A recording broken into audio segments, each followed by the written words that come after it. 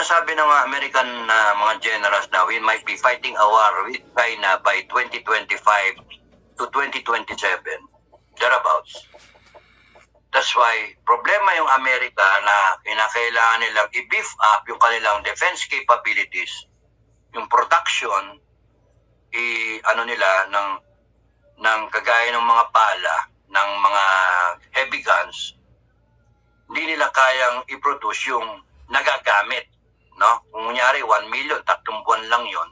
The way na Ukraine fighting, inuubos yung 1 milyon na bala sa 3 buwan.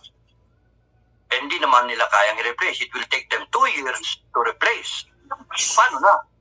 That's why, ang nangyari pala sa Amerika, yung ano niya, home industries, yung weapons industries niya, nagsara, nag-merge, yung ilan na lang